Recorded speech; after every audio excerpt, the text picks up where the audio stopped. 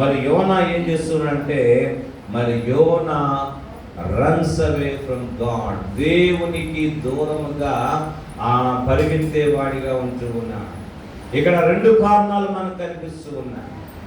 ఒకటి, యోనాకి అక్కడికి వెళ్ళడం ఇష్టం లేదు, ఎందుకంటే బేసికల్గా వాళ్ళు వీళ్ళకి శత్రువులై ఉంటూ ఉన్నారు.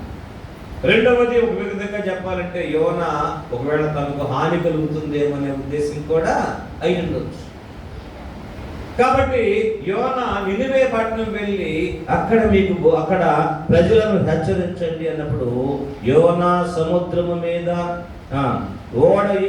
యోనా యెహోవా సన్నిధిలో నుండి తార్షీషు పట్టణమునకు పారిపోవాలని యోనా యొప్పేకు పోయి తార్షీషునకు పోవు ఒక ఓడను చూచి ప్రయాణమునకు కేవు ఇచ్చి, కేవు అంటే మామూలు టికెట్ కొని మరి యెహోవా సన్నిధిలో నిలువక ఓడ వారితో కూడా తర్షీషునకు పోవుటకు ఓడ ఎక్కెను. తార్షీషునకు పోవడానికి ఓడ ఎక్కాడటండి. చూడండి, దేవుడు వెళ్ళమంది ఎక్కడికి? నినివే వెళ్ళమన్నాడు. ఇతను ఎక్కడికి వెళ్తున్నాడు? తార్షీషుకు బయలుదేరి ఉన్నాడు. ప్రియమైనటువంటి దేవుని బిడ్డలారా, దేవుడు తనకు సంబంధించినటువంటి ఒక పనిని ఒక వ్యక్తికి అప్పగించినప్పుడు దేవుడు అతన్ని విడిచిపెట్టాడు.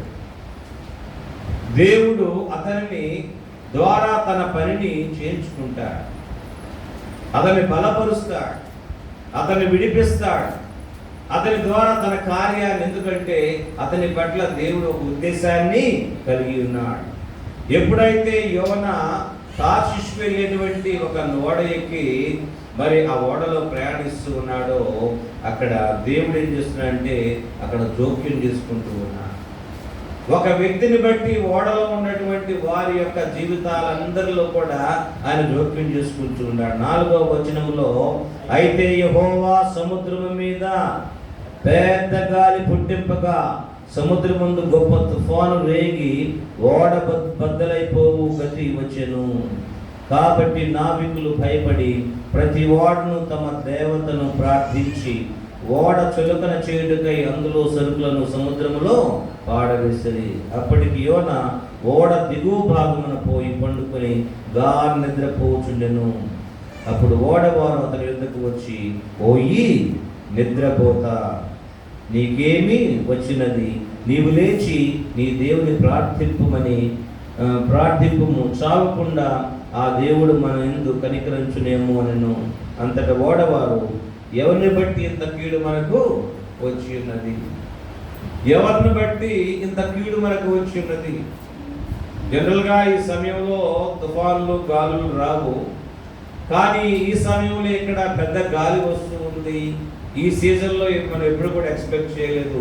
ఎవరిని బట్టి ఇలాంటి పరిస్థితులు మనకు వస్తూ ఉన్నాయి అని వారు ఏం చేశారంటే, మరి ఎవరిని బట్టి ఈ కీడు మనకు సంభవించిన కీడుకై మరి మనము చీట్లు వేతము రెండని ఒకరితో ఒకరు చెప్పుకొని చీట్లు వేయగా చీటి ఎవరి పేరు వచ్చిందండి? యోనా పేరు మీదుగా వచ్చాను. ప్రియమైనటువంటి దేవుని బిడ్డలారా, దేవుని యొక్క జోక్యం. దేవుడు ఒక వ్యక్తిని ఒక పనికి అప్పగించినప్పుడు దేవుడు ఆ వ్యక్తికి ఆ సామర్థ్యాన్ని కూడా ఇస్తాడు. కానీ దేవుడు నన్ను ఈ పనికి అప్పగించాడు అని అనుకున్నప్పుడు దేవుని యొక్క సామర్థ్యాన్ని కూడా నీవు నమ్మాలి. దేవుని యొక్క ఆలోచనలకు విలువ ఇవ్వాలి.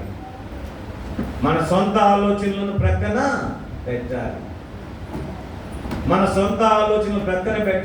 దేవుని యొక్క సామర్థ్యాన్ని, దేవుని యొక్క పని, మిషన్, ఏ మిషన్కైతే దేవుడు మనకు అప్పగించాడో దాని పట్ల మన విధేయత చూపించాలి. ఇక్కడ యోనా దేవుని యొక్క పని, ఏ పనికైతే దేవుడు అతన్ని అప్పగించాడు, వెళ్ళు, నినివే వెళ్ళు, అక్కడ ప్రజలు దుష్టులుగా ఉన్నారు, దుర్మార్గులుగా ఉన్నారు, అక్కడ వారిని గురించి హెచ్చరిస్తూ దేవుని యొక్క ఉగ్రత వారిపై రాబోతుందని హెచ్చరింపమని చెప్పినప్పుడు దేవుని యొక్క మాటను, ఆయన ఎన్నికను పక్కన పెట్టాడు.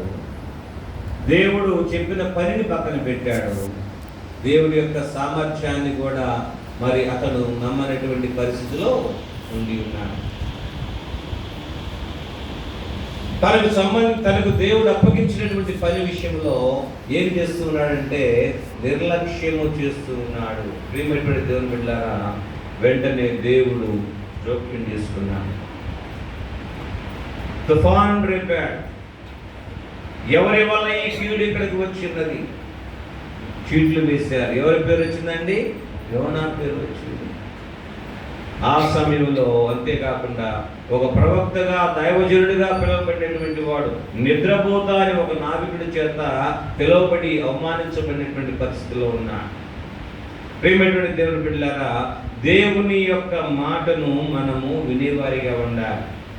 దేవుని యొక్క బలమును మనము ఆయన బలము యందు విశ్వాసము ఉంచేవారిగా ఉండాలి. ఆయన చేయమన్నటువంటి పనిని పూనుకొనుటకై మరి మనము పూనుకొని ముందుకెళ్లే వారిగా ఉండాలి. ఈ 3 విషయాల్లో మరి యోనా నిర్లక్ష్యముగా చేసినట్టుగా మనం గమనిస్తూ ఉంటాం. ఫలితం ఏంటంటే అందరూ అతను ఎత్తి ఇందులో పడేశారండి. ఇందులో పడేశారు, సముద్రంలో పడవేస్తున్నారు. అంతకంటే ముందు ఏం చేశారు? వాళ్ళు ఓడ తేలియాడినట్లుగా మునిగిపోకుండా వస్తువులన్నీ పడేశారు. తర్వాత చివరికి ఏం చేశారండి? యోనాను కూడా ఎత్తి పడేశారు. కానీ సముద్రంలో ఉన్నటువంటి మానవులు, తోటి మానవులు, వారి యొక్క శ్రేయస్సు, వారు బ్రతకాలనేటువంటి ఆశ కలిగి వారు ఏం చేశారు? తమతో పాటు ప్రయాణించేటువంటి ఒక వ్యక్తిని తీసుకెళ్ళి దేంట్లో వేశారండి? సముద్రంలో పడేశారు. మానవులకు సంబంధించినటువంటి ఆలోచన విధానం ఉంటుంది. నా ప్రాణము బాగుండాలి, నేను బాగుండాలి, మేము ఇక్కడ ఉన్నటువంటి వారందరము కూడా బాగుండాలి.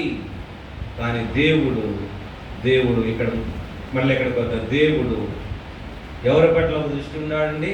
1,20,000 మందిగా ఉండేటువంటి దేవుని దృష్టిలో దూరమైపోయి మరి శిక్షకు లోనయ్యేటువంటి పరిస్థితిలో ఉన్నటువంటి వారిని హెచ్చరించడానికి ఒక వ్యక్తిని పంపిస్తున్నాడు. అంటే దేవుడు వారి పట్ల శ్రద్ధను కలిగి ఉన్నాడు. హల్లెలూయా.